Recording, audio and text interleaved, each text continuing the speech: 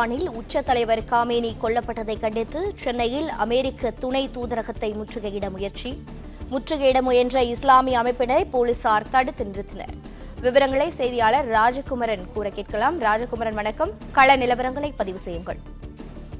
Iran மீது America தொடுத்த அந்த சண்டை காரணமாக ஈரானினுடைய மிக முக்கிய தலைவரான காமேனி கொல்லப்பட்டிருக்கின்றார். ஈரான் நாட்டினுடைய முக்கிய ராணுவ தளபதிகள் ஒரே இரவில் இஸ்ரேல் மற்றும் அமெரிக்கா இணைந்து நடத்திய அந்த துல்லிய தாக்குதலிலே கொல்லப்பட்டிருக்கின்றார்கள்.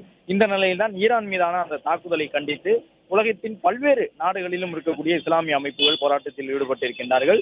சென்னையிலே அமெரிக்க துணை தூதரகத்தை முற்றுகையிடுவதற்கு பல்வேறு அமைப்புகள் முயற்சித்திருந்தார்கள். அந்த அடிப்படையில் சென்னையில் அமெரிக்க துணை தூதரகம் முற்றுகையிடப்படக்கூடும் என்ற தகவலை அறிந்த காவல்துறையினர் அந்த தூதரகத்திற்கு வரக்கூடிய அனைவரையும் சோதனை செய்த பிறகுதான் காலை முதலே அனுமதித்து வந்தார்கள். அது மட்டுமல்லாமல் போராட்ட குழுவினர் யாரும் துணை தூதரகத்தை நெருங்கிவிடக் கூடாது என்பதற்காக குறிப்பிட்ட தூரத்திற்கு முன்பாகவே தடுப்புகள் அமைக்கப்பட்டு காவல்துறை சார்பில் பாதுகாப்பு நடைமுறைகள் பின்பற்றப்பட்டிருந்தன. அந்த அடிப்படையில் தற்போது சென்னையில் இருக்கக்கூடிய அமெரிக்க துணை தூதரகத்தை ஈரானுக்கு எதிராக அமெரிக்கா எடுத்திருக்கக்கூடிய ராணுவ நடவடிக்கைக்கு எதிர்ப்பு தெரிவிக்கும் விதமாக கருப்பு கொடிகளுடன் வந்து முற்றுகையிட முற்பட்டவர்கள் காவல்துறையினர் தடுத்து நிறுத்தப்பட்டிருக்கிறார்கள்.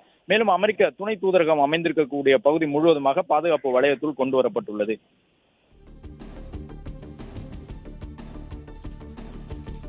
விவரங்களை வழங்கியதற்கு நன்றி ராஜகுமரன்.